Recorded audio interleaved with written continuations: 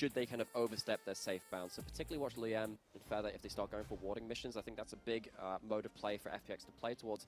If that doesn't happen, though, you look towards the team fights coming in with a strong front line in that Scion, and there's also large amount of engaged potential from the Rakan and the Nico combo to maybe start to threaten what FPX have put onto the table. They have a lot of skirmish, but they're not the tankiest team either. Angles are going to be so incredibly important in this one.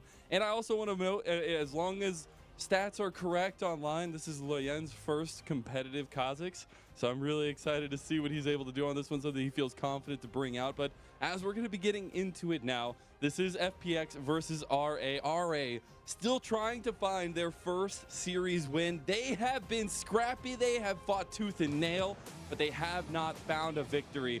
And FPX on the other side, they want to bounce back from a loss previously in their other series, but as well as try to find some stability and a way forward with the team composition, the players that they have at stand, something they've been building over years here, and especially off of last split. We're getting into it now, though. Game number 1 of our Super Thursday is kicking off now.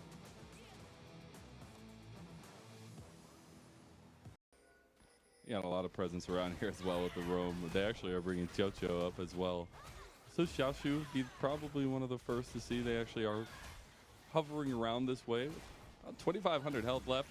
The eye pops on the back, and RA stepping up here. Shallow, who wants to make sure nothing can happen, and now RA are just left out. Pop Blossom might not be enough here. You get a huge CC chain, but Strive bites the dust afterwards. Assume has made it to the fight now, and you've got to be careful of when that Blade Caller is going to be used, as they already get Shallow, who's down. That's 1 kill to Assume. There's the Featherstorm trying to find the plays. Assume is pretty big, but they're picking off the RA members one at a time. RA still fighting, get 2 kills for their ADC, and that is still very, very big for RA in the momentum, even if it feels like they lost out in the fight against FPX.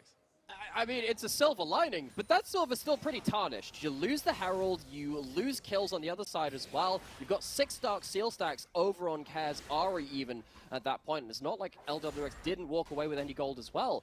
What the heck are RA thinking approaching this at this point? You don't have your Nico in place for an immediate engage. Lian is basically spectating. You're going on the Safari to the Herald, you're watching everyone kind of go, as we see here, the FPX members going on to the Herald, and they don't do anything about it. They are literally just spectators at that point. Assume, Feather, they do come up to the fight at that point, but because of the approach being so kind of passive from Rare Adam, they just don't have everyone in place at the right time to make the most of this fight, despite them scrapping something back at the end of it.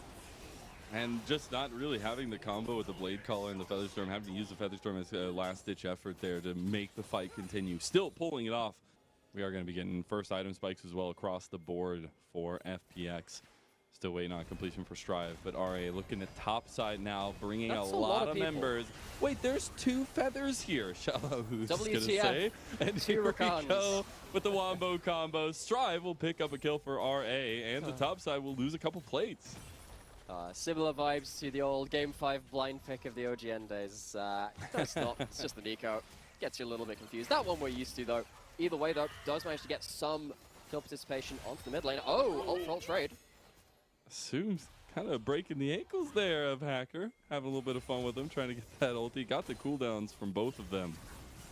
And now we see LWX just trying to push in these last couple plates on bottom side against Xiaoshu. He does a lot of damage already to a very tanky Xiaoshu, and FPX are hovering, but a TP from RA means that they want to be proactive, and that's exactly what we were asking of them. Now they're trying to catch out LWX, and they do just that. A kill goes to Xiaoshu. The grand entrance not there just yet, but you have that quickness to charm them up, and Chocho getting a little bit low, has the burn on him. The RA just chases and come back here. I want to flash, get the kill. Lian gets himself on the board. The bug bites back. Lian gets himself on the board with that 1 kill. And it's a great move by Rare Adam to force a grouped up scenario and to stop this awkward side lane scenario getting too out of hand too quickly. You're still giving some alone time to this Jax on the top tab. That's going to be annoying. But with the gold you've just picked up from Xiaoshu across this series of plays, that might help some of those issues we were just talking about in regards to FPX probably having the advantage in a split map scenario. Thing is, It's not a split map if everyone teleports to the same lane. LWX is there going, haha, you're Sion, he's going to die.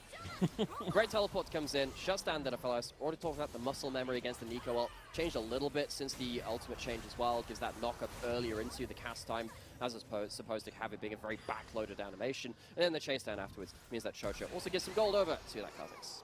They didn't want to flash, but you know what? It's worth it in the end because they are now setting the tempo, and that is an important factor for RA. We see them continuing that here by getting this Rift Herald as well. Yeah, and this Rift Herald as kind of a... But speaking of a little bit of fire, I want to see Lien continue to be proactive, right? The second item spike here for him, but as well as Assume is big, and they're trying to be that proactive self. Get the big weakness on LWX. He gets the Gale Force out though, but he's still locked down on the back line. You got a big Pop Blossom from Strive to buy time for the rest of RA to turn around. You still got backline access though, and Care is ripping him apart. Lien might not be able to get away from him. Hacker does make it away from the duo of RA. All the carries are worse for wear, but Xiaoshu and Xiaolahu still very tanky. Care not having the damage just yet to deal with this tanky Sion though, and a very scrappy fight from both teams, but FPX are on the front foot. It's down, and Cab walks away with another pretty good team fight as well.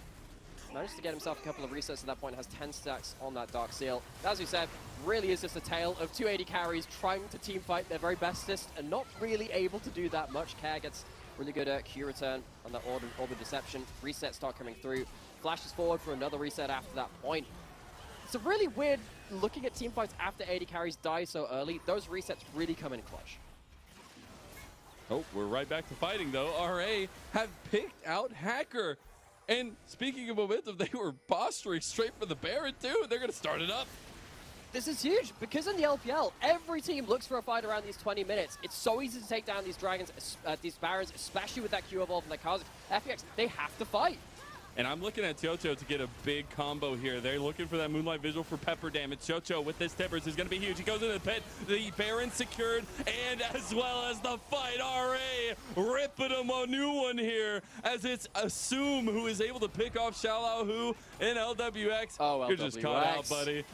Everything is closing in on you, and there's a nasty, nasty Bugman coming to get the gold. And that is RA who just push up the middle right here with a fully freshed up Baron buff. Yeah, not all mistakes are created equal. If you make a mistake as this first Baron spawns of the game, particularly in the LPL, in the mid lane beforehand, but what's happening at this point? Looks like they're fighting over topside vision, just come back over resets. Overcommitting hugely at this point, though. The battle dance out from Feather pulls Hacker out of position, and that is just a very ill-advised, over-aggressive move. We've seen that so many times, at least last split, where you just bait out the cease and desist and bring them into your team, and they're so far out there. Then this fight afterwards was a bold one by FPX, that's for sure. Well, but you need to contest. You can't afford to let these Barons go over uncontested. FPX just standing, seeing if they can get anything there. Psynoc's coming through. Unstoppable onslaught onto a couple of members here. The Wombo combo, man! You just can't escape it! I was not expecting FPX to be caught out here, but they stayed a little too long, and finally a big Pop Blossom. Feather ends up getting that kill, but it is 4 quick ones over to RA. Clutch mistake, or rather kind of like a fumble, a very important moment. I don't know how they come back from this now. They just got closed in on here. The fact that both Hacker and Care are just sitting there like, we gotta find a way out of here, but there is literally nothing. It's just the scene from Star Wars in the dumpster where they're just getting closed in. Except this time, I don't know if they can save themselves. Just like over the comms, just like, no, turn off the trash compactor, turn it off. There is no turning this off. Nobody's there. You don't have R2-D2. You know. You do have a Leon walking into the enemy jungle. A little bit awkward at that point. Oh my god! Wow, that's 3 items, by the way. Yeah. Hacker tried to go to respond, but because of that lack of presence, they're just going to go through mid lane. And yes, they will catch out Lien, which is a big catch out. Chocho picks up the kill. They won't actually get the inhib here. Assume will burn the cleanse as well as the Feather Storm as the Tibbers flash from Chocho was huge. Re-engaged now from RA though with that Blade Collar. Doesn't really get much on the back end of it, but big knock back as well. And it's just Scrappy fighting with another Blade Collar through. We'll see Gale Force forward LWX with all these chakrams. But that is a big Scion, even with all your chakrams. Doesn't do much. that was probably the moment to fight, if any, from FPX. You have the enemy jungler down, just as we were praising Leon. Of course, it is only tradition. Goes down to that side lane, just as we were praising just that. But FPX, they get one pick, and that's it. You know, LWX blows the Ghost, blows that Gale Force, and now they're getting clutched on this No way! No way! Poor LWX, man. That's just a feels bad. All right, Shalahu trying to make up for it. They do end up punishing Assume, so both ADCs caught out quickly. Pop Blossom right back on a 3. The 3 root as well. The wombo combos just don't stop, and there's a big bouncy castle outside of FPX's house. RA are looking to end it now with a push-up mid. They could also transition to a Mountain Soul in 30 seconds or a Baron in 5. Yeah, it's a party in the enemy jungle, but FPX has been kicked out of their own one. Strive just dunks on them with a full combo. Huge amount of items. Rare at him, controlling the map ever since they found that opportunistic fight to get themselves that first Baron of the game. They have not looked back. Right, where are we going to with this replay? This is after LWX. He uses Ghost, he uses Gale Force, has a flash, and that's what he chooses to do with it. Doesn't really get much chance out of that one. Couldn't have flashed over any of those walls to get him to safety. And after this point, really does feel like FPX, they're just trying to find anything, just trying to scrap back bits of advantages. But when you get into that kind of desperation mode, sometimes you cut some corners. And in that one cut corner, there tends to be Nico hiding in that one. Walks in with a huge combo, picks himself up, and Medjai's themselves on the other side of that mid lane matchup. And now we get onto this Soul Point Dragon. This would be Soul for Rare Atom. FPX can't afford to give it to him. FPX coming back from the dead, not down, not out just yet. They may be bloodied, but they are willing to give you a fight as they're going to try to flip this dragon. They do not want to give over that Mountain Soul we mentioned earlier. As Care's over on the back of the pit, they're going to find the engage on the hacker. The charm doesn't connect there, but they got a lot of damage down. LWX engaged on the back. Oh my god! Strive obliterates the backline of FPX, and everyone else is just gone. They did get the dragon in the end. The TP comes out to save Care's life, but Shalahu should just go down. He hops over the wall. Nobody can follow him. They have so much mobility, but nobody can get him. And in mid lane, that's RA with Assume and Xiaoshu.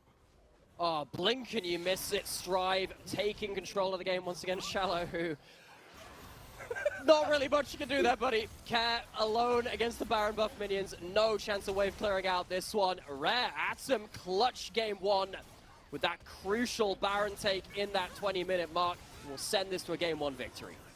FPX, you got to check the label on the expiration date on your bug spray. It didn't work very well. I'm sure they'll come back. Maybe they'll just use a flamethrower next time as they are the Phoenix, but it is RA that come out with a very scrappy, but in the end, a pretty clean game number 1, which is not something I necessarily would have expected coming into this series.